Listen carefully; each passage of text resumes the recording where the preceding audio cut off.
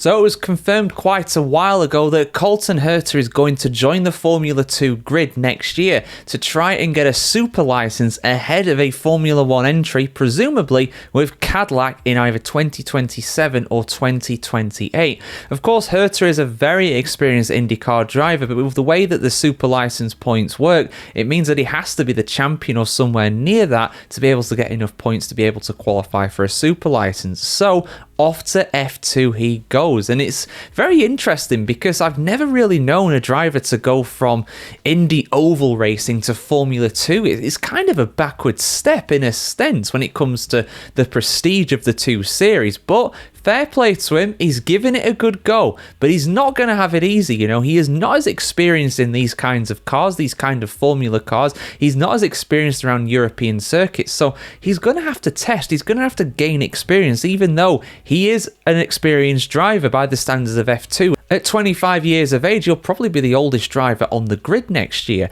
But for now, he's doing all he can, including getting his first taste of a Formula 2 car at a private test recently. So let's have a look at this, guys. Let's have a look how he got on, because from what I've heard, he did rather well. Full article on the F1Chronicle.com as always. IndyCar star Colton Herta got his first taste of Formula 2 machinery on Sunday, November 2nd, as he continues preparing for his transition to the European racing scene.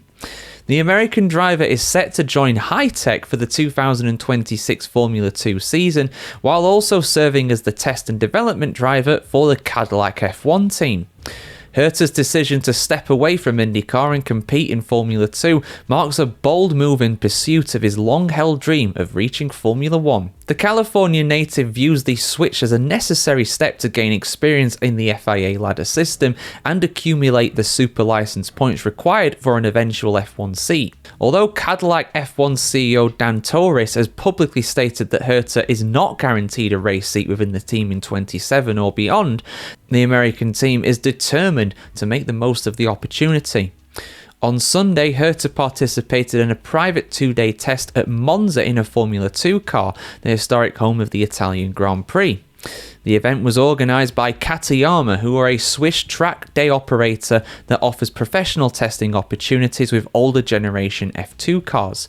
Each group completed 4 45-minute sessions, with the cost per car listed at €2,350, which is approximately $2,700 and just over £2,000. Photographer Filippo Perotti of FP Images, who was present at the circuit, confirmed that Herta was among the drivers taking part and shared images of him driving the number 32 Dallara F2 car for International Motorsport in wet conditions.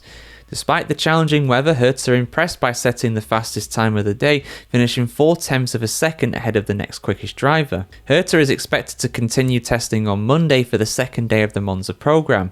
Other participants include Australian driver Christian Mansell, who was testing with Trident after stepping away from racing earlier this year, prior to his full F2 debut with Rodin Racing. Of course, he had a cameo in F2 at the end of last year. If you want to see an interview with Christian Mansell, by the way, in his F3 days, check it out. He was the first guy we interviewed, actually, as F1 Chronicle or Formula Reports in our current guise. According to Katayama's official website, another 2-day F2 test is scheduled for November 11th and 12th at the Red Bull Ring in Austria. After that, the next available F2 test days will not take place until February next year in Barcelona. This opens the possibility that Herta could join the upcoming Red Bull Ring sessions as part of his continued preparation for his full-time European campaign. For Herta, the Monza test represents both a new beginning and a crucial step towards his ultimate goal, becoming the first American driver in decades to successfully bridge the gap from IndyCar to Formula 1. I mean, if you're talking about drivers from IndyCar, the last guy to really do that off the top of my head, I think, was Juan Pablo Montoya, and a big success he was, of course, and you got the likes of Jacques Villeneuve back in the day in the 90s as well, but it's been a long time. It's been a long time. American open wheel racing ain't what it used to be. But can Colton Herta do it? Will he win the F2 championship this year? Well, he's got to be one of the favourites, but it's going to be tough. He's not got much experience over here at all. Has he ever raced in any kind of junior category in Europe? I don't think he has, or if he has, not for a long time. So stepping back into that world will not be easy.